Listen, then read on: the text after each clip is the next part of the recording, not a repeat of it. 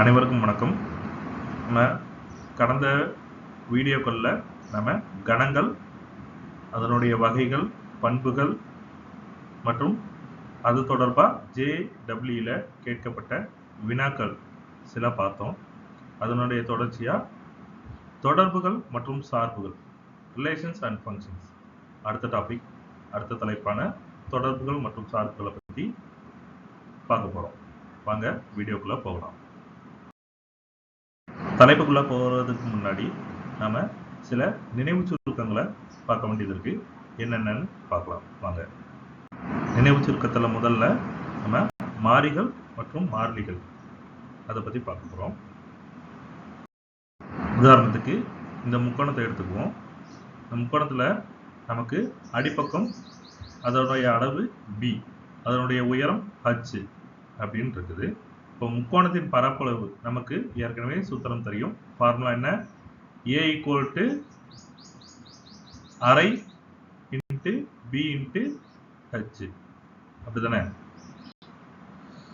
இப்போ இந்த ஃபார்முலால எது மாறி எது மாறிலி அப்படின்னு நம்மளால சுட்டி காட்ட முடியுமா?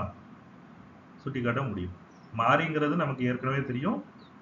மாறினா மாறக்கூடிய மதிப்பு உடையது, மாறிலி அப்படின்னா மாறாத மதிப்பு உடையது. அதாவது கான்ஸ்டன்ட், கான்ஸ்டன்ட்ங்கிறது மாறாத மதிப்பு உடையது, வேரியபிள் மாறிங்கிறது மாறக்கூடிய மதிப்பை கொண்டது.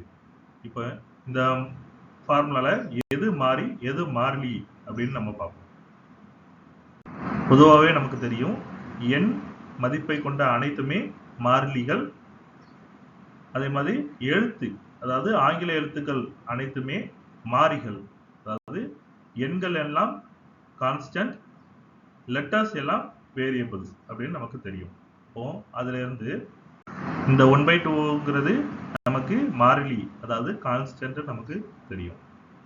இந்த B மற்றும் Hங்கிறது நமக்கு மாறிகள் அப்படின்னு தெரியும். அதாவது மாறுபடக்கூடிய மதிப்பை கொடுக்குது. நம்ம என்ன மதிப்பு கொடுக்குறோமோ, அடிப்பக்கத்தினுடைய அளவு என்ன கொடுக்குறோமோ, உயரம் என்ன கொடுக்கிறோமோ அதுக்கு தகுந்தாப்புல நமக்கு மதிப்பு கிடைக்கும். அப்போ இந்த Bயும் Hம் என்னது?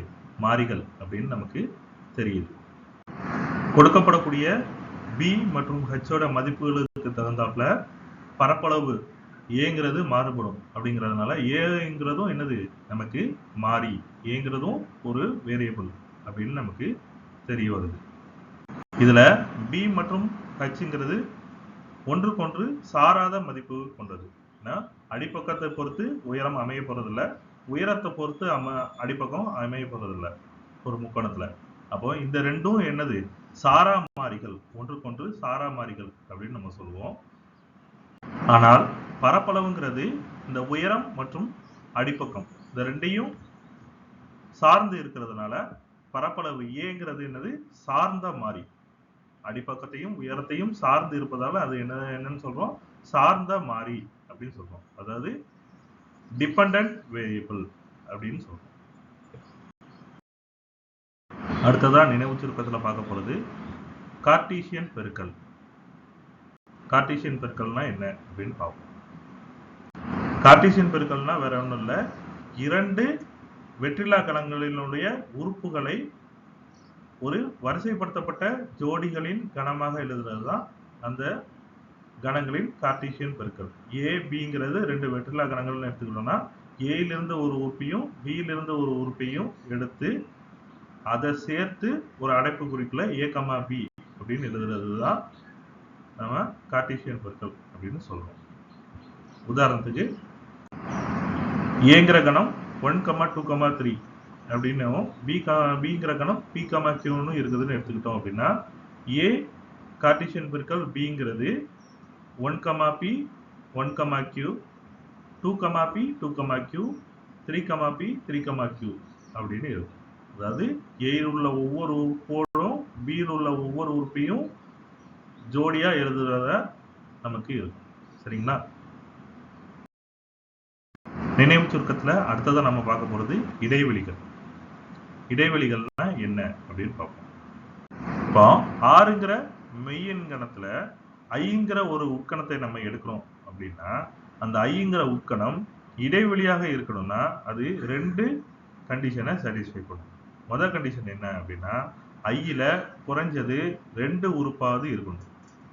மேலும் அந்த 2 உறுப்புகளுக்கும் நடுவுல ஏதாவது ஒரு உறுப்பு எடுத்தோம்னா அதுவும் எதுக்குள்ள இருக்கணும்? அந்த ஐக்குள்ள இருக்கணும். அப்படி இருந்தா ஐங்கிறது ஆறினுடைய உட்கணமாகவும் இருக்கும். ஐங்கிறத இடைவெளின்னு நம்ம சொல்ல முடியும். சரிங்களா? இப்ப இடைவெளிக்கு சில உதாரணங்கள் பார்த்தோம் அப்படின்னா, முதல்ல 0த்தை விட பெரிதான மெய்யெண்களின் கணம். இப்ப மெய்யெண்களின் கணத்துல 0த்தை விட பெரிதான மெய்யெண்களின் கணம்ங்கிறது அதனுடைய உட்கணமாக இருக்கும். அப்படிதானே? ஏன்னா 0த்தை விட சிறிய மெய்யெண்களின் கணம்ங்கிறதும் மெய்யெண்களின் கணத்துக்குள்ள தான் இருக்குது. அப்போ அதுவும் ஒரு இடைவெளியாக நம்ம எடுத்துக்கலாம். அதே மாதிரி 5க்கும் மேற்பட்ட 7ஐ விட குறைவாகவும் உள்ள மெய்யெண்களின் கணம். இப்போ 2 உறுப்புகள் ஆல்ரெடி இருக்குது, 5 மற்றும் 7. இதுல 5க்கும் 7க்கும் நடுவுல 6ன்னு ஒரு உறுப்பு இருக்குது.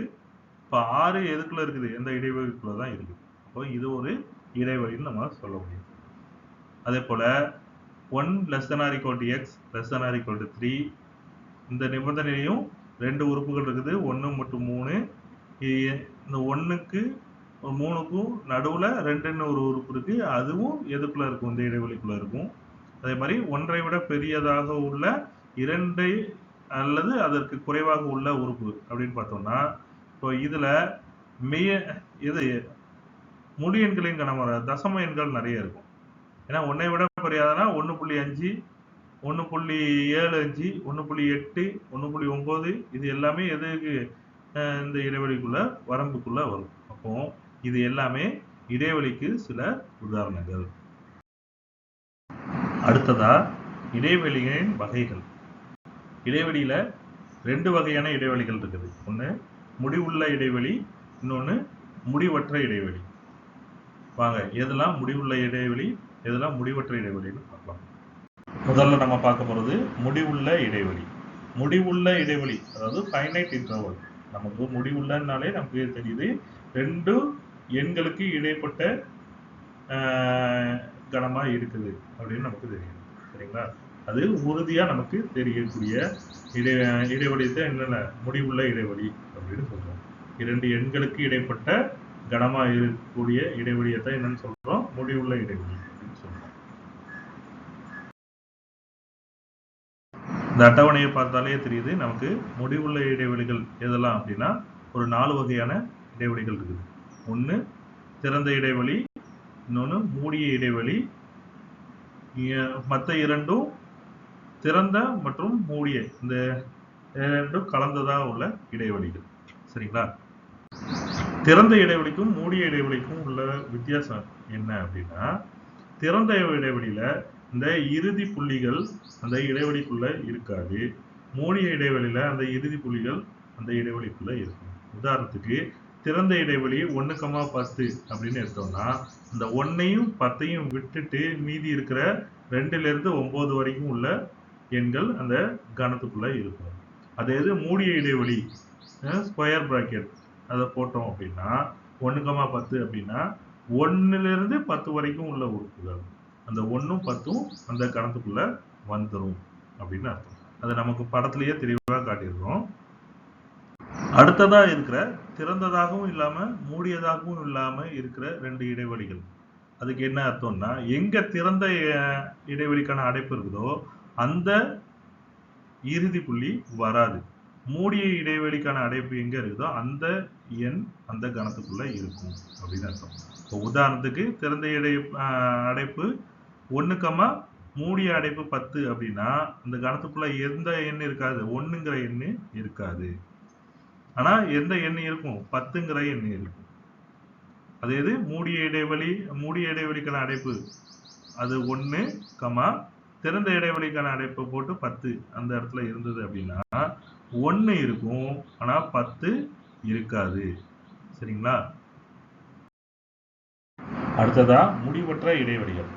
முடிவற்ற இடைவெளிகள்னாலே நமக்கு என்ன தெரியுது? அதுக்கு ஒரு முடிவு இல்லை அப்படின்னு நமக்கு தெரியுது. இப்போ இந்த அட்டவணையை பார்த்தீங்கன்னா இதுல முதல் கணம் என்ன? முடிவற்ற கணம். அதாவது திறந்த இடைவெளியில ஏ கமா முடிவிலி அப்படின்றது. இங்க ஆரம்பிக்கிற புள்ளி நமக்கு தெரியும். ஆனா கடைசியா எங்க முடியுது முடிவிலி அது முடிவுக்கான புள்ளி இல்லை. இப்போ அது முடிவற்ற இடைவெளியா இருக்கு. ரெண்டாவது பார்த்தீங்கன்னா திறந்த இடைவெளியும் இல்லாம மூடிய இடைவெளியும் இல்லாம செமி க்ளோஸ்ட் அதாவது செமி ஓப்பன் அப்படி ரெண்டுல எதுனாலும் சொல்லிக்கலாம். இதுல ஏங்கிற எண் இருக்குது. ஆனா கடைசியா எங்க முடிகிறது நமக்கு தெரியாது. இப்போ இது ஒரு திறந்த முடிவற்ற இடைவெளி. அதே மாதிரி minus infinity comma B minus infinity comma closed B இது எல்லாமே முடிவற்ற இடைவெளிக்கான ஒரு உதாரணங்கள். இப்போ மெய்யெண்களுடைய கணம் நமக்கு ஏற்கனவே தெரியும், அது முடிவிலி. ஏன்னா ரெண்டு பக்கமுமே அது எண்கள் போய்கிட்டே இருக்கும். பாசிட்டிவ் டைரக்ஷன்லயும் மிக எண்ணாகவும் நெகட்டிவ் டைரக்ஷன் குறை எண்ணாகவும் அது போய்கிட்டே இருக்கும். இறுதி புள்ளிங்கிறது அதுக்கு நம்ம என்னன்னு சொல்ல முடியாது. சரிங்களா? இதெல்லாம் முடிவற்ற இடைவெளிகளுக்கான வகைகள். சரிங்களா? இடைவெளியின் வகைகளுக்கு சில உதாரணங்கள் நம்ம இப்போ பார்க்கலாம். முதல்ல இதை பாருங்க. இங்க கொடுத்திருக்க கணம் என்ன? அனைத்து எக்ஸ் எக்ஸுங்கிறது மெய்யெண்களினுடைய உறுப்பா இருக்குது. எக்ஸ் பிலாங்ஸ் டு ஆர்னு கொடுத்துருக்காங்க. எக்ஸுக்கு ஒரு கட்டுப்பாடு கொடுத்துருக்காங்க. அது -2க்கு சமமாகவோ இல்லை அதிகமாகவோ இருக்குது. அதே மாதிரி 0க்கு சமமாகவோ அல்லது அதை விட குறைவாகவோ இருக்குது அப்படின்னு கொடுத்துருக்குறாங்க. இப்போ இந்த கணத்துல இருந்து இதனுடைய இடைவெளி என்னன்னு நமக்கு தெரியும்னா இது வந்து -2லேருந்து 0 வரைக்கும் அப்படின்னு நமக்கு தெரியும். அதாவது ரெண்டுமே லெஸ் தென் ஆர் ஈக்குவல் டுன்னு கொடுத்துருக்குறாங்க. இப்போ அதுக்கு சமமா இருக்குது அப்படின்னா அந்த இறுதி புள்ளிகளும் வரும். அப்போ இதனுடைய இடைவெளி என்னது? மூடிய இடைவெளி -2,0. இதுல இருந்து இந்த இடைவெளி வந்து மூடிய இடைவெளி அப்படின்னு நமக்கு தெரியுது. அடுத்ததா இங்க கொடுத்திருக்க கணத்தை பாருங்க. அனைத்து எக்ஸ் எக்ஸுங்கிறது மெய்யெண்ல தான் இருக்குதுன்னு கொடுத்துருக்காங்க. எக்ஸோடைய எல்லை என்ன கொடுத்துருக்காங்க? 0 முதல் 8 வரையும் கொடுத்துருக்காங்க. ஆனா என்ன கொடுத்துருக்காங்க? இங்க கிரேட்டர்னு கொடுத்துருக்காங்க. எக்ஸ் வந்து 0வோட பெருசா இருக்குது, 8 விட சிறுசா இருக்குது. அப்போ 0வை விட பெருசா இருக்கிறது தான் கொடுத்துருக்காங்க. அப்போ 0 வராது. 8 விட சிறுசா இருக்குதுன்னு கொடுத்துருக்காங்க. அப்போ 8 வராது. அப்போ இது என்ன இடைவெளின்னு நமக்கு பார்த்தாலே தெரியுது. இது ஒரு திறந்த இடைவெளி அப்படின்னு தெரியுது. அப்போ இதனுடைய இடைவெளி என்னவா இருக்கும்? திறந்த இடைவெளி 0,8. அடுத்த உதாரணம் பாருங்க. அனைத்து எக்ஸ் எக்ஸுங்கிறது மெய்யெண்ணில் இருக்குது. -8 less than X less than -2. இங்கேயும் இங்க பாருங்க லெஸ் தென் தான் கொடுத்துருக்காங்க. அப்போ less than or equal to இல்லை, ஈக்குவல் டு இருந்தால் தான் இறுதி புள்ளிகள் எல்லை புள்ளிகள் வரும். அப்போ இங்க எல்லை புள்ளிகள் வராது. அப்போ -8 -2 ரெண்டுமே வராது. அப்போ இது ஒரு திறந்த இடைவெளி. இப்போ திறந்த இடைவெளி -8, -2. சரிங்களா? அடுத்ததா இந்த கணத்தை பாருங்க. இதுவும் அனைத்து எக்ஸ் எக்ஸுங்கிறது மெய்யெண்ணு. எக்ஸுங்கிறது -5லேருந்து 9 வரைக்கும் இருக்குது. ஆனால் இங்கே என்ன கொடுத்துருக்காங்க? லெஸ் தென் ஆர் ஈக்குவல் டுங்கிறது கொடுத்துருக்காங்க. இப்போ -5 less than or equal to X less than or equal to 9. இப்போ இது மூடிய இடைவெளி. சரிங்களா? இது ஒரு மூடிய இடைவெளி. அப்போ இதனுடைய இடைவெளி எப்படி இருக்கும்? மூடிய இடைவெளி -5,9ன்னு இருக்கும். இதுல இருந்து நமக்கு என்ன தெரியுது? எங்கெல்லாம் லெஸ் தென் கிரேட்டர் தென் அப்படின்னு மட்டும் வருதோ அங்கெல்லாம் திறந்த இடைவெளி வரும். எங்கெல்லாம் less than or equal to அதாவது greater than or equal to அதாவது அதற்கு சமம் அப்படின்னு எங்கெல்லாம் சமம்ங்கிற அந்த வருதோ அங்கெல்லாம் மூடிய இடைவெளியுடைய அடைப்பு வரும். இதை நல்லா புரிஞ்சுக்கோங்க. சரிங்களா? இதுவரைக்கும் சில முக்கியமான நினைவு கூறுதல்களை நம்ம பார்த்தோம். அடுத்ததா நம்ம தலைப்புக்குள்ள போக போறோம். முதல்ல தொடர்புகள். தொடர்புகளா என்னன்னு பார்ப்போம். தொடர்புங்கிறது வேற ஒன்றும் இல்லை. 2 வெற்றற்ற கணங்கள் எடுத்துக்கிறோம் அப்படின்னா அந்த வெற்றற்ற கணங்களினுடைய கார்ட்டீசியன் பெருக்கல் இருக்குதுல்ல, அதோடைய உட்கணம் தான் அந்த 2 கணங்களுக்கான தொடர்பு அப்படின்னு நம்ம சொல்ல முடியும். சரிங்களா? இப்போ 2 கணங்களின் கார்ட்டீசியன் பெருக்கல் அப்படின்னா என்ன சொல்லுவோம்? அந்த கணங்களின் உறுப்புகளின் வரிசைப்படுத்தப்பட்ட ஜோடிகளின் கணம், அதைத்தான் கார்ட்டீசியன் பெருக்கல்னு சொல்லுவோம். ஸோ அந்த வரிசைப்படுத்தப்பட்ட ஜோடிகள்ல இருந்து சிலவற்றை மட்டும் நம்ம எடுத்து ஒரு கணமா மாற்றணும் அப்படின்னா அதுதான் அந்த 2 கணங்களுக்கும் உள்ள தொடர்பா இருக்கும். சரிங்களா? சரிங்களா? இத ஒரு உதாரணத்தின் மூலம் விளக்கினா உங்களுக்கு நல்லா புரியும்னு நினைக்கிறேன். இங்க A, B அப்படின்னு 2 கணங்கள் இருக்கு. இப்ப A னுடைய உறுப்புகள் என்னெல்லாம் இருக்குது? 0, 1, 2, 3 இருக்குது. B னுடைய உறுப்புகள் 0, 4, 6 இருக்குது. சரிங்களா? இதனுடைய கார்ட்டீசியன் பெருக்கல் A கிராஸ் B அப்படிங்கிறது என்னவா இருக்கும்? A னுடைய ஒவ்வொரு உறுப்பையும் B னுடைய ஒவ்வொரு உறுப்போடு ஒரு வரிசைப்படுத்தப்பட்ட ஜோடியா எழுதுனா கிடைக்கக்கூடிய மொத்த உறுப்புகள் தான் அது இந்த கணத்துல இருக்கும். அப்போ A கிராஸ் Bங்கிறது எப்படி இருக்கும்?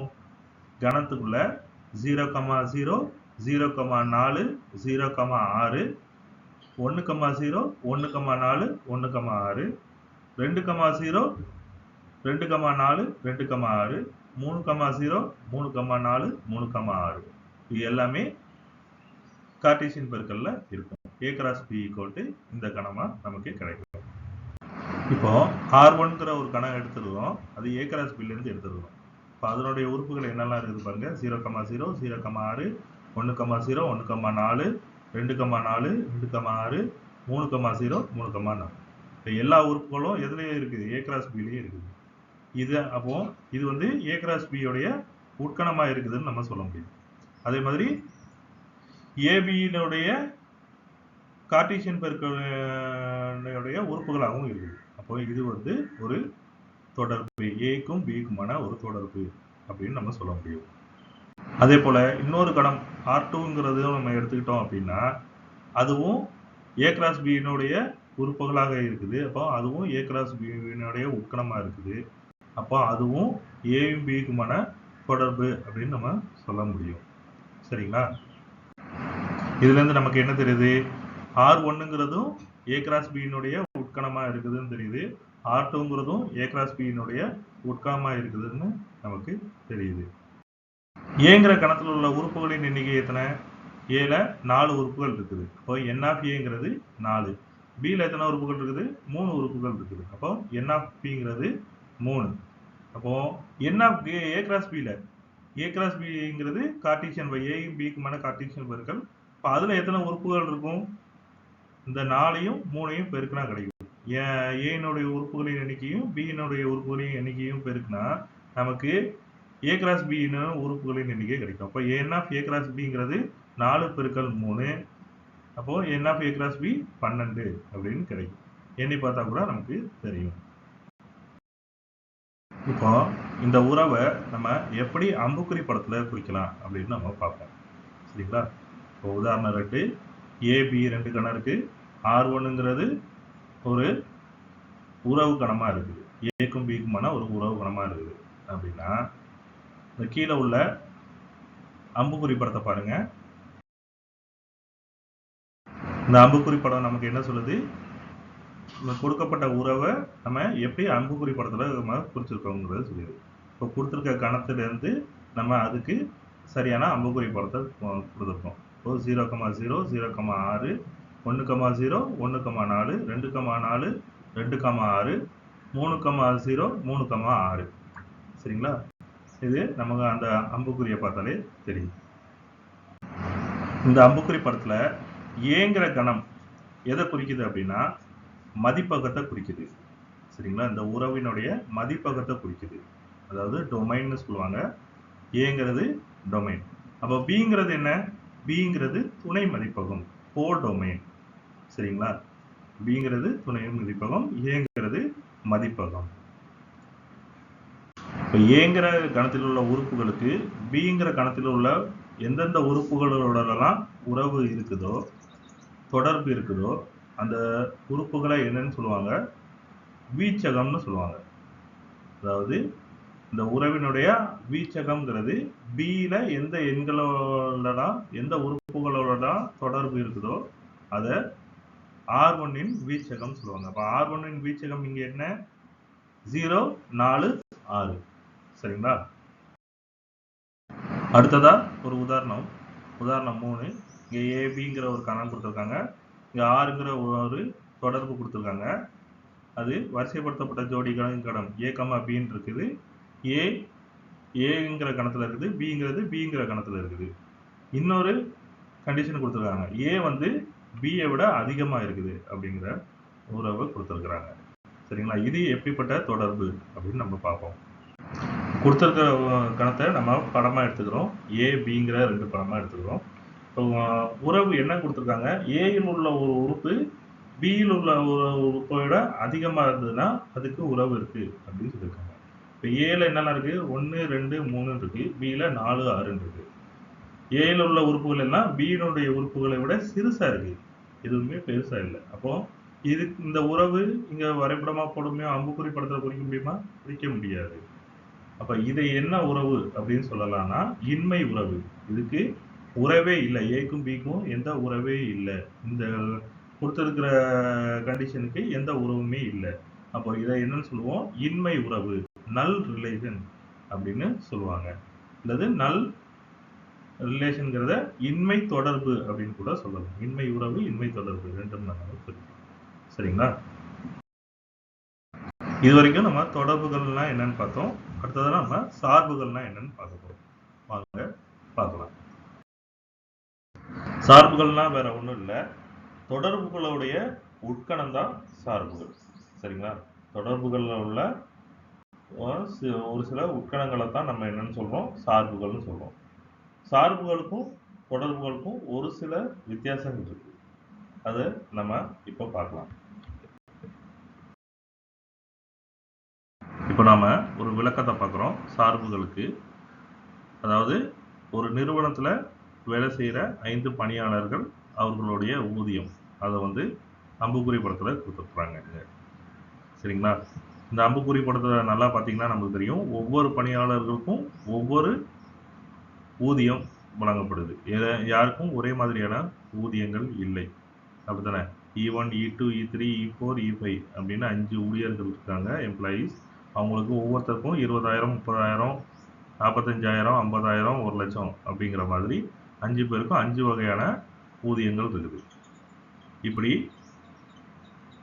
வேற வேற ஊழியர்களுக்கு வேற வேற சம்பளங்கள் இருக்கிற மாதிரி இருக்கு. இது ஒரு சார்பு அப்படின்னு நம்ம எடுத்துக்கலாம். சரிங்களா? இப்ப சார்புனா என்ன அப்படின்னா அதுக்கு ஒரு வரையறை இருக்கு. அதாவது எக்ஸ் மற்றும் ஒய் 2 வெற்றிலா கணங்கள். இந்த 2 வெற்றிலா கணங்களுக்கும் எஃப்ங்கிற ஒரு உறவு இருக்குது அப்படின்னா அந்த எஃப் ஆனது சார்புன்னு சொல்றோம். சரிங்களா? அதாவது எக்ஸ் மற்றும் ஒய்ங்கிற 2 வெற்றிலா கணங்களுக்கு ஒரு உறவு எஃப்ங்கிறது ஒரு உறவா இருக்கும் அப்படின்னா அந்த எஃப்ங்கிறத நாம சார்புன்னு சொல்றோம். இதுல இந்த எஃப்ஐ எப்படி குறிப்போம்னா வரிசைப்படுத்தப்பட்ட ஜோடிகளின் கணம் X comma Y. X comma Y. ஒவ்வொரு எக்ஸும் எதுல இருக்கு? எக்ஸுங்கிற கணத்துல இருக்கு. ஒவ்வொரு ஒய்யும் ஒய்ங்கிற கணத்துல இருக்கு. சரிங்களா? இதுதான் சார்புக்கான வரையறை. பொதுவாகவே உறவு அல்லது தொடர்புங்கிறது எதனுடைய உட்கணமா இருக்குது? கார்ட்டீசியன் பெருக்கனுடைய உட்கணமா இருக்குது. அதே மாதிரி சார்புங்கிறது எதோடைய உட்கணமா இருக்குது? உறவுடைய உட்கணமா இருக்குது. சரிங்களா? இதுலயே இது மிகப்பெரிய கணம்ங்கிறது கார்ட்டீசியன் பெருக்கல். அதனுடைய உட்கணம்ங்கிறது உறவு அல்லது தொடர்பு. அதனுடைய உட்கணம் எது? சார்பு, ஃபங்க்ஷன் அப்படின்னு சொல்றது. சரிங்களா? இப்போ எஃப்ங்கிறது எக்ஸ்ல இருந்து ஒய்க்கு ஒரு சார்பு அப்படின்னு நம்ம எடுத்துக்கிறோம் அப்படின்னா இந்த எக்ஸுங்கிறத நம்ம என்ன சொல்றோம்? இப்போ எஃப்1உடைய மதிப்பகம் அப்படின்னு சொல்றோம். ஒய்ங்கிற கணத்தை என்னன்னு சொல்லுவோம்? எஃப்னுடைய துணை மதிப்பகம் அப்படின்னு சொல்றோம். சரிங்களா? எக்ஸ்ல உள்ள உறுப்புகள் எல்லாம் மதிப்பகத்தில் உள்ள உறுப்புகள், ஒய்யில் உள்ள உறுப்புகள் எல்லாம் துணை மதிப்பகத்தினுடைய உறுப்புகள். இப்போ மதிப்பகத்திலிருந்து துணை மதிப்பகத்துக்கு ஒரு சார்பு நம்ம வரையறுக்கிறோம் அப்படின்னு அர்த்தம். சரிங்களா? எக்ஸ்ல உள்ள ஏங்கிற ஒரு உறுப்புக்கு சார்பை நம்ம பிரதியிடும் போது நமக்கு கிடைக்கக்கூடிய மதிப்பு எதுல இருக்கும்? துணை மதிப்பகத்துல இருக்கும். சரிங்களா? அதை நம்ம பின்னு எடுத்துக்கிட்டோம் அப்படின்னா F of A equal to B அப்படின்னு இருக்கும். சரிங்களா? அப்போ பி ஆனது எதனுடைய? ஏயினுடைய நிழல் உரு அப்படின்னு நம்ம சொல்லுவோம். சரிங்களா? பி ஆனது ஏயினுடைய நிழல் உரு. துணை மதிப்பகத்துல இருக்கிறதெல்லாம் நிழல் உரு. சரிங்களா? மதிப்பகத்தினுடைய நிழல் உருக்கள் எதுல இருக்கும்? துணை மதிப்பகத்துல இருக்கும். அதே மாதிரி துணை மதிப்பகத்தினுடைய முன் உரு எல்லாம் மதிப்பகத்துல இருக்கும். சரிங்களா? அப்போ A ஆனது B யின் முன் உரு, B ஆனது A யின் நிழல் உரு அப்படின்னு நம்ம சொல்றோம். சரிங்களா? ரெண்டுக்கும் வித்தியாசம் இருக்குது. அதே போல எக்ஸில் உள்ள ஒவ்வொரு உறுப்புக்கும் நமக்கு நிழல் உரு இருக்கும். அந்த நிழல் உரு எல்லாத்தையும் சேர்த்த கணத்தை நம்ம என்னன்னு சொல்றோம்? வீச்சகம்னு சொல்றோம். எஃப்பின் வீச்சகம் அப்படின்னு சொல்றோம். சரிங்களா? எக்ஸில் உள்ள இருக்கக்கூடிய உறுப்புகள் எல்லாத்துக்கும் நிழல் உரு எதுல இருக்கும்? ஒய்ல இருக்கும். அந்த நிழல் உருக்களை எல்லாம் சேர்த்த கணத்தை நம்ம என்னன்னு சொல்றோம்? எஃப்பின் வீச்சகம் அப்படின்னு சொல்றோம். சரிங்களா? இப்போ எஃப்ங்கிறது எக்ஸிலிருந்து ஒய்க்கான சார்பு அப்படின்னு நம்ம சொல்றோம் அப்படின்னா மதிப்பகத்தில் உள்ள ஒவ்வொரு உறுப்புக்கும் என்ன இருக்கணும்? கண்டிப்பா ஒரு நிழல் உரு இருக்கணும். ஆனா உறவா இருந்ததுன்னா அப்படி இருக்கணுங்கிற கட்டாயம் கிடையாது. சார்பா இருக்கும் பட்சத்துல கண்டிப்பா எக்ஸ்ல உள்ள ஒவ்வொரு உறுப்புக்கும் ஒரு நிழல் உரு ஒய்ல இருக்கணும். அதே போல ஒரே ஒரு நிழல் உரு மட்டும் தான் இருக்கும். ஒரு உறுப்புக்கு ஒரே ஒரு நிழல் உரு மட்டும் தான் இருக்கணும். அப்படி இருந்தா தான் அதை என்னன்னு சொல்றோம்? சார்புன்னு சொல்றோம். அது இல்லைன்னா அது வெறும் உறவுன்னு ஆயிரும். சரிங்களா? ஒரே ஒரு உறுப்பு எந்த ஒரு உறுப்பு எக்ஸ்ல எடுத்தாலும் அதுக்கு நிழல் உரு எதுல இருக்கணும்? ஒய்ல இருக்கணும். அது ஒரே ஒரு உறுப்பா மட்டும் தான் இருக்கணும். 2 உறுப்பு வரக்கூடாது. அப்படி இருக்கிற உறவுகளை தான் என்னன்னு சொல்றோம்? சார்புகள்னு சொல்றோம். சரிங்களா? இங்க பாருங்க. இங்க ஒரு 3 உறவுகள் கொடுத்திருக்கிறாங்க. சரிங்களா? இந்த 3 உறவுகள்ல எதெல்லாம் நம்ம சார்புகள் அப்படின்னு நம்ம பார்ப்போமா? வாங்க. எதெல்லாம் நம்ம இப்ப பார்க்கலாம். முதல் படத்தை பாருங்க. மதிப்பகத்தில் உள்ள ஒவ்வொரு உறுப்புக்கும் துணை மதிப்பகத்துல ஒரு நிழல் உரு இருக்குது. சரிங்களா? ஒரே ஒரு நிழல் உரு மட்டும்தான் இருக்குது. கரெக்ட் தானே?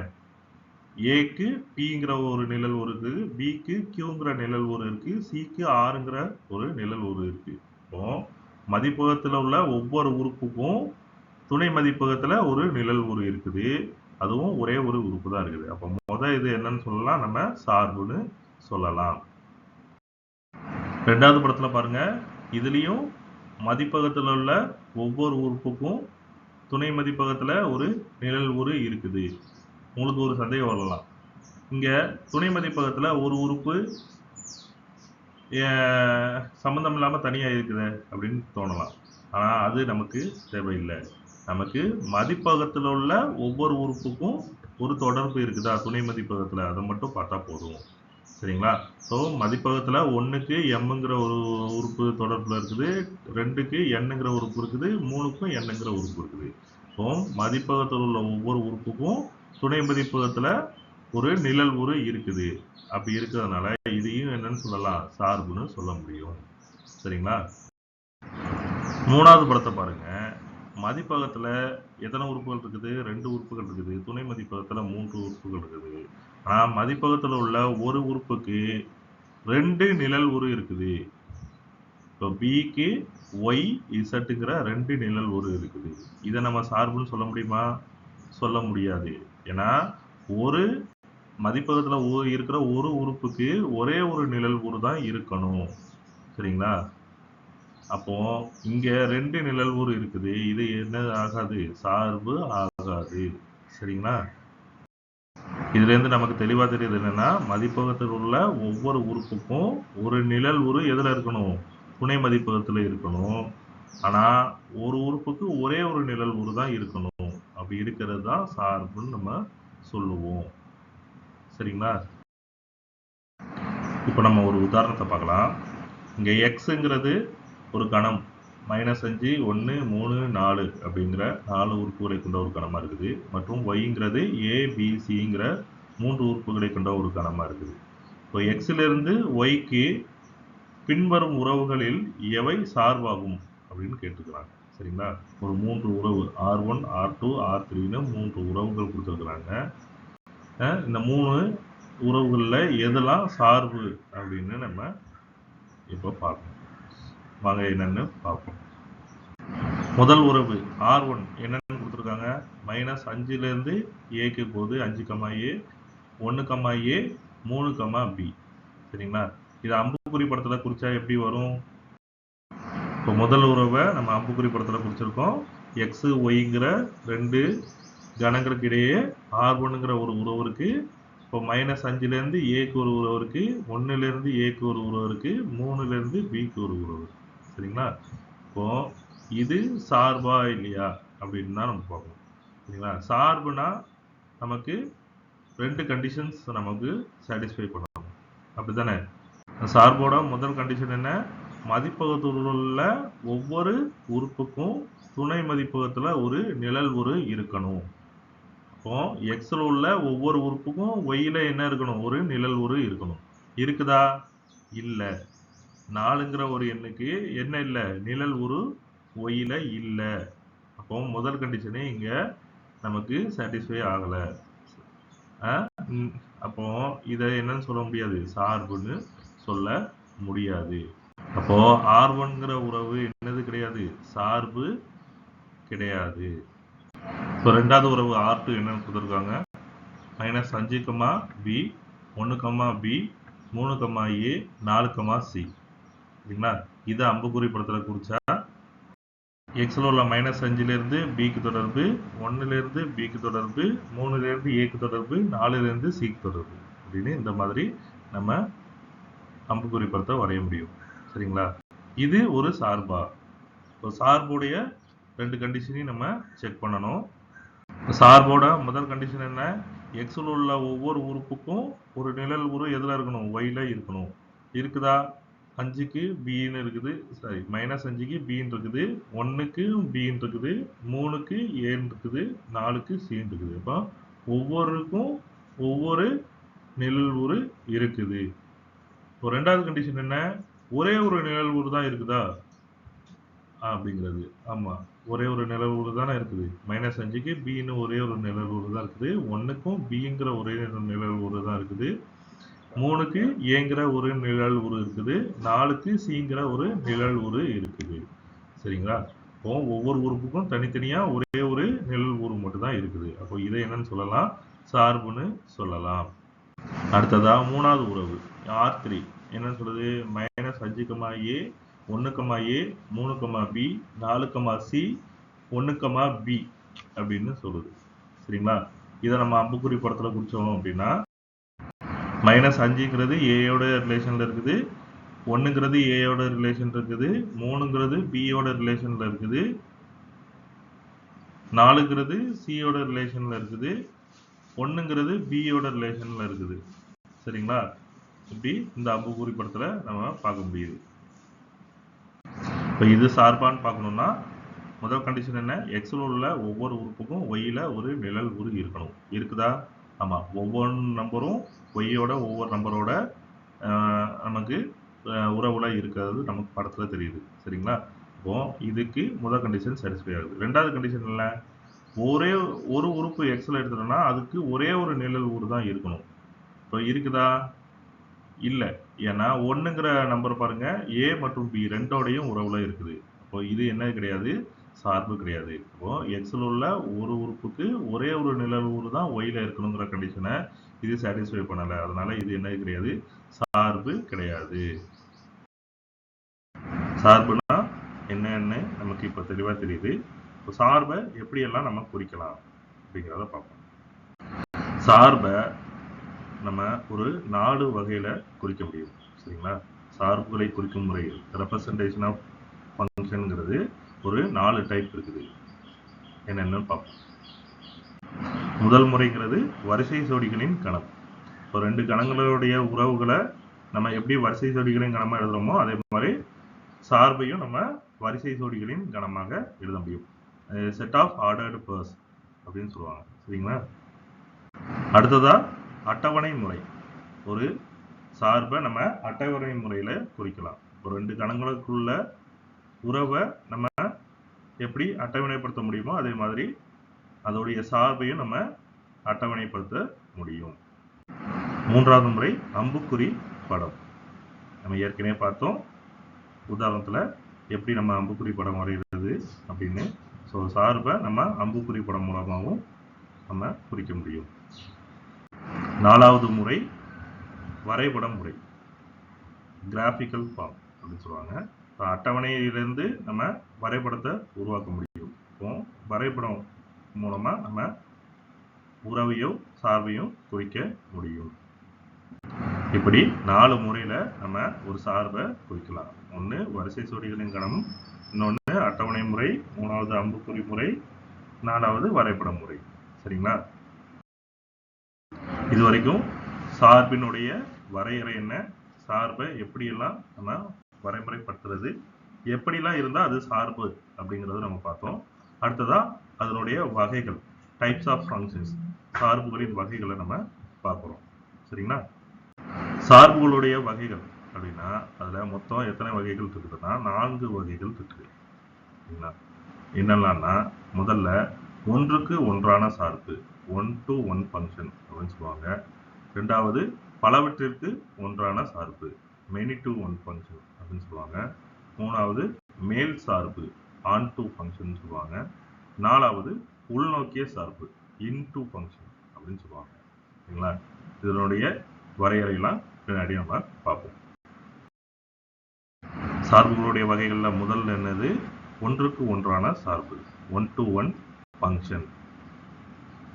எஃப்ங்கிற ஒரு சார்பு ஏயிலிருந்து பிக்கு வரையறுக்கப்படுது அப்படின்னா ஏயில் உள்ள வெவ்வேறான உறுப்புகளை பியில் உள்ள வெவ்வேறு உறுப்புகளுடன் அதை தொடர்பு படுத்துச்சு அப்படின்னா அந்த எஃப்ங்கிறத என்னன்னு சொல்றோம், ஒன்றுக்கு ஒன்றான சார்பு அப்படின்னு நம்ம சொல்றோம். சரிங்களா? ஒன்றுக்கு ஒன்றான சார்புனா ஏயில் உள்ள ஒவ்வொரு வெவ்வேறு உறுப்புகளுக்கும் பியில் உள்ள ஒவ்வொரு வெவ்வேறு உறுப்புகளோட தொடர்பை ஏற்படுத்துச்சுன்னா அதை என்னன்னு சொல்றோம், ஒன்றுக்கு ஒன்றான சார்பு அப்படின்னு சொல்றோம். இத ஒருபுற சார்பு அப்படின்னு சொல்லுவாங்க. இது எப்படின்னு சொல்லுவாங்க, ஒருபுற சார்பு, இன்ஜெக்டிவ் ஃபங்க்ஷன் அப்படின்னு சொல்லுவாங்க. சரிங்களா? ஒன்றுக்கு ஒன்றான சார்பை இன்னும் தெளிவா சொல்றதா இருந்தா A1 A2ங்கிற 2 உறுப்புகள் ஏங்கிற கணத்துல எடுத்துக்கிட்டோம் அப்படின்னா அதனுடைய நிழல் உரு எப்படி இருக்கும், f of A1 f of A2ன்னு இருக்கும். சரிங்களா? இந்த f of A1ம் f of A2வும் தனித்தனியா இருக்கணும், ஒன்றுக்கு ஒன்று சம்பந்தம் இல்லாத இருக்கணும். அப்படி ரெண்டும் சம்பந்தமா இருக்குது, f of A1ங்கிறது f of A2க்கு சமமா இருக்குது அப்படின்னா A1 A2வும் சமமா இருக்கும். சரிங்களா? A1 என்னவோ அதுதான் A2, A2 என்னவோ அதுதான் A1 அப்படின்னா f of A1 என்னவோ அதுதான் f of A2, f of A2 என்னவோ அதுதான் f of A1. அது ரெண்டும் ஒன்று போல இருக்கும் அப்படின்னு அர்த்தம். இதைத்தான் என்னன்னு சொல்றோம், ஒன்றுக்கு ஒன்றான சார்பு அப்படின்னு நம்ம சொல்றோம். இந்த அம்புக்குறி படத்தை பாருங்க. ஏங்கிற கணம் அதுல 1 2 3 4 இருக்குது. பிங்கிற கணம் ABCDE அப்படின்னு 5 உறுப்புகளை கொண்டு இருக்குது. ஏல உள்ள ஒவ்வொரு வெவ்வேறு உறுப்புக்கும் பில வெவ்வேறு உறுப்போட தொடர்பு இருக்குது. அப்படிதானே? ஏன்னா எந்த ஒரு உறுப்பும் ஒரே உறுப்போட திரும்ப தொடர்புல வரல பில. இப்படி இருக்கிறது தான் ஒன்றுக்கு ஒன்றான சார்பு. ஆனா பில என்ன இருக்குது, ஒரு உறுப்பு தொடர்பே இல்லாம இருக்குது. அதை பத்தி நமக்கு கவலை இல்லை. ஏல உள்ள நமக்கு என்ன தெரியணும், மதிப்பகத்துல உள்ள எல்லா உறுப்புக்கும் துணை மதிப்பகத்துல ஒரு நிழல் உரு இருக்கணும். அதுதான் சார்பினுடைய வரையறை. அப்படி இருக்குதா? இருக்குது. அதே மாதிரி வெவ்வேறு உறுப்புக்கு வெவ்வேறு நிழல் உரு இருக்குது. இப்படி இருந்தாதான் இதை பேரு ஒன்றுக்கு ஒன்றான சார்பு அப்படின்னு நம்ம சொல்றோம். சரிங்களா? சார்பின் வகையில் அடுத்தது பலவற்றிற்கு ஒன்றான சார்பு, many to one function. f from A to Bங்கிற சார்பு பலவற்றிற்கு ஒன்றான சார்பு அப்படின்னு நம்ம சொல்லணும் அப்படின்னா ஏல உள்ள ஒன்றுக்கு மேற்பட்ட உறுப்புகளுக்கு பியில ஒரே நிழல் உரு இருந்துச்சு அப்படின்னா அதை பலவற்றிற்கு ஒன்றான சார்பு அப்படின்னு சொல்றோம். நம்ம பார்த்தோம், ஒன்றுக்கு ஒன்றான சார்புல f of A1 equal to f of A2 அப்படின்னா A1 equal to A2ன்னு பார்த்தோம். அது இல்லை அப்படின்னா அது வந்து நம்ம பலவற்றிற்கு ஒன்றான சார்பு அப்படின்னு நம்ம சொல்றோம். சரிங்களா? A1 A2வும் வேற வேற, ஆனா f of A1 equal to f of A2 அப்படின்னு இருந்துச்சுன்னா அதுதான் பலவற்றிற்கு ஒன்றான சார்பு அப்படின்னு நம்ம சொல்றோம். சரிங்களா? கீழே உள்ள படத்தை பாருங்க. ஏங்கிற கணத்துல -5 1 3 4 அப்படின்னு 4 உறுப்பு இருக்குது. பிங்கிற கணத்துல ABC அப்படின்னு 3 உறுப்பு இருக்குது. சரிங்களா? இப்போ -5க்கும் 1க்கும் நிழல் உரு என்னன்னு இருக்குது, பின்னு இருக்குது. அப்படித்தானே? -5 எதோட கனெக்ட் ஆகிருக்குது? பியோட கனெக்ட் ஆகிருக்குது. 1ம் பியோட கனெக்ட் ஆகிருக்குது. அப்போ ஏல உள்ள ஒன்றுக்கு மேற்பட்ட உறுப்புகளுக்கு பியில் ஒரே நிழல்வுறு, அதே நிழல்வுறு இருக்குது. இப்போ இதைத்தான் நம்ம என்னன்னு சொல்கிறோம்? பலவற்றிற்கு ஒன்றான சார்பு அப்படின்னு சொல்கிறோம். சரிங்களா? இங்கே A1 not equal to A2, ஆனால் f of A1 equal to f of A2 அப்படின்னு இருக்கிறது தான் பலவற்றிற்கு ஒன்றான சார்பு. சார்பினுடைய வகைகள்ல மூன்றாவது என்னது? மேல் சார்பு, onto function. f from a to bங்கிற சார்பு ஒரு மேல் சார்பா இருக்கணும், onto ஃபங்க்ஷனா இருக்கணும் அப்படின்னா f னுடைய வீச்சகம்ங்கிறது துணை மதிப்பகத்துக்கு சமமாக இருக்கணும். அதாவது நிழல் உருக்கள் இருக்குதுல்ல, நிழல் உருவும் துணை மதிப்பகத்தினுடைய உறுப்புகளும் ஒன்று போல இருந்துச்சு அப்படின்னா அதைத்தான் என்னன்னு சொல்றோம்? மேல் சார்பு அப்படின்னு சொல்றோம். அது கீழே உள்ள படத்தை பார்த்தா உங்களுக்கு புரியும். இதுல f னுடைய நிழல் உருக்கள் என்னலாம்? p, q, r. அதே தானே துணை மதிப்பகத்தினுடைய உறுப்புகளும். p, q, rங்கிறது தான் துணை மதிப்பகங்களுடைய உறுப்புகளும். வீச்சகமும் அதுவா தான் இருக்குது. இப்படி ரெண்டும் சமமா இருந்துச்சுன்னா அதைத்தான் என்னன்னு சொல்றாங்க? மேல் சார்பு அப்படின்னு சொல்றாங்க. சார்புகளின் வகைகள்ல 4வது உள்நோக்கிய சார்பு, இன்டு ஃபங்க்ஷன். உள்நோக்கிய சார்புனா என்னன்னு பார்ப்போம். மேல் சார்பா இல்லாத அனைத்து சார்புகளும் எது? உள்நோக்கிய சார்புகள். அதாவது வீச்சகமும் துணை மதிப்பகமும் சமமாக இல்லாத சார்புகளை என்னன்னு சொல்றோம்? உள்நோக்கிய சார்புகள்னு சொல்றோம். ஏன்னா துணை மதிப்பகத்தினுடைய உட்கணம் தான் என்னது? வீச்சகம். அப்போ அது தகு உட்கணமா இருந்துச்சு. வீச்சகம்ங்கிறது துணை மதிப்பகத்தினுடைய தகு உட்கணமா இருந்துச்சு அப்படின்னா அதைத்தான் என்னன்னு சொல்றோம்? உள்நோக்கிய சார்பு அப்படின்னு சொல்றோம். கீழே உள்ள படத்தை பாருங்க. இதுல பிங்கிற துணை மதிப்பகத்துல m, p, n 3 உறுப்புகள் இருக்குது. ஆனா வீச்சகத்துல எத்தனை உறுப்புகள் இருக்குது? 2 உறுப்புகள், m-ம் n-ம் மட்டும் தான் இருக்குது. அந்த 2 தான் ஏங்கிற அதோட உறவுல இருக்குது. அப்போ வீச்சகம் துணை மதிப்பகத்தோடைய தகு உட்கணமாயிருது. அப்படி இருக்கிறதுனால இதை என்னன்னு சொல்றோம்? உட்சார்பு அப்படின்னு சொல்றோம். உள்நோக்கிய சார்பு அல்லது உட்சார்பு அப்படின்னு சொல்றோம். சரிங்களா? புரியுதா? அதாவது துணை மதிப்பகத்தினுடைய உட்கணமா வீச்சகம் இருந்துச்சுன்னா அதைத்தான் என்னன்னு சொல்றோம்?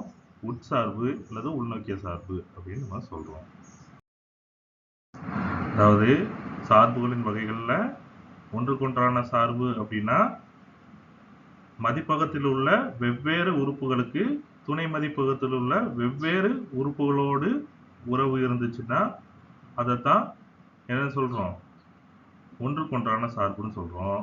அதே மாதிரி பலவற்றிற்கு ஒன்றான சார்பு அப்படின்னா மதிப்பகத்தில் உள்ள ஒன்றுக்கு மேற்பட்ட உறுப்புகளுக்கு துணை மதிப்பகத்துல ஒரே உறுப்போடு தொடர்பு இருந்துச்சு அப்படின்னா அதை பலவற்றிற்கு ஒன்றான சார்பு அப்படின்னு நம்ம சொல்றோம்.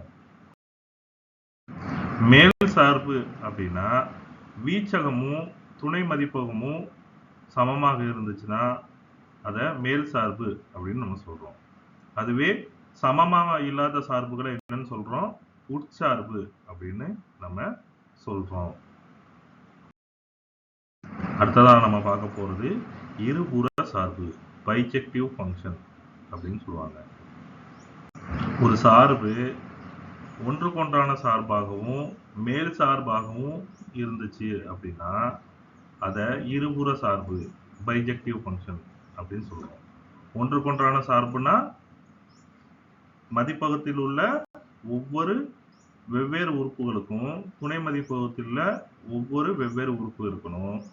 அதே மாதிரி மேல் சார்புனா வீச்சகமும் துணை மதிப்பகமும் சமமா இருக்கணும். இந்த ரெண்டையும் நிறைவு செய்யற சார்பு என்னன்னு சொல்றோம்? இருபுற சார்பு அப்படின்னு சொல்றோம். இந்த விளக்கத்தை பாருங்க. இங்க ஏல இருந்து பிக்கு எஃப்ங்கிற சார்பு கொடுத்துருக்கோம். ஏல உள்ள ஒவ்வொரு உறுப்புக்கும் வெவ்வேறு நிழல்வுறு இருக்குது. அதே போல துணை மதிப்பகமும் வீச்சகமும் சமமா இருக்குது. துணை மதிப்பகத்துல 3 உறுப்புகள் இருக்குது, வீச்சகத்திலையும் அதே 3 உறுப்புகள் தான் இருக்குது. இப்ப இதை என்ன சொல்றோம்? இருபுற சார்பு பைஜெக்டிவ் ஃபங்க்ஷன் அப்படின்னு நம்ம சொல்றோம். இதுல இருந்து உங்களுக்கு சார்புனா என்ன, தொடர்பு அல்லது உறவுனா என்ன, அதனுடைய வகைகள், சார்புகளுடைய வகைகள் என்னென்ன அப்படின்னு நம்ம பார்த்தோம். இதனுடைய தொடர்ச்சியை அடுத்த வீடியோவில் நம்ம பார்ப்போம். கண்டிப்பாக இந்த வீடியோ உங்களுக்கு பிடிச்சிருக்குன்னு நம்புகிறேன். மறக்காமல் சப்ஸ்கிரைப் பண்ணுங்கள். அடுத்த வீடியோவில் இதோட தொடர்ச்சியை நம்ம பார்க்கலாம். நன்றி.